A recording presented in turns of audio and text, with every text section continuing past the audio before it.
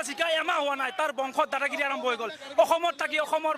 বায়ু পানী সেৱন কৰি অসমীয়াক দম দিব অসমীয়াক মাৰিব এইটো কেনেকুৱা কথা কওকচোন আজি আমি সহ্য কৰিব নোৱাৰো অসমত দাদাগিৰি কোন ধৰণৰ মানিব নোৱাৰো আৰু বিজয় গুপ্তা অতি শীঘ্ৰে মাৰিব লাগে আৰু বিহাৰীক মাৰিব লাগে চচৰাই মাৰিব লাগে বিহাৰীক এক বিহাৰী ছবি মাৰে এক বিহাৰী চচিয়া ভুল আপোনালোকৰ হয় আজি আমাক বাধা দিব আপোনালোকে আহিছে সেইদিনা ক'ত গৈছিল আপোনালোকে এজন অসমীয়া খিলঞ্জাক গঠিয়াই দিছে ক'ত গৈছিল আৰু কি এনেকৈ গঠিয়াইছে ক'ত গৈছিল সংবাদ মাধ্যমৰ কৰ্মী গঠিয়াইছে ক'ত গৈছিল আহিছে সেইদিনা ক'ত গৈছিল কাৰ্বি আংলঙত খিলঞ্জীয়া মানুহক তেওঁলোকে হাত দিয়ে কাৰ্বি গৌবেগ বুলি কয় আজি অসমীয়াক গৌবেগ বুলি ক'ব কৈছে সিহঁতে এটা MLA পালে সিহঁতক আৰু 4-5টা MLA পালে কি কৰিলে সিহঁতে আজি এটা MLA ইমান দাদাগিৰি কি হয় আৰু 4-5টা MLA হ'লে সিহঁতে আজি আমাৰ বাধা দিব আহি গৈছে আপোনালোকে আমি অসমীয়া মানে একো নকৰে আমাৰ তেজ ঠাণ্ডা সেইকাৰণে আপোনাৰ আগুৱাই আহিছে সেইদিনা ক'ত গৈছিল আমাৰ অস্তিত্ব নাই আমাৰ গুৱাহাটী মানে মাৰ খাব লাগে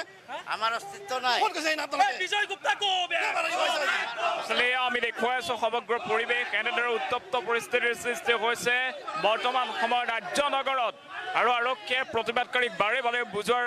চেষ্টা অব্যাহত ৰাখিছে কোনো কাৰণত যাতে শান্তিৰ সম্প্ৰীতি বিঘ্নিত নহয় তাৰ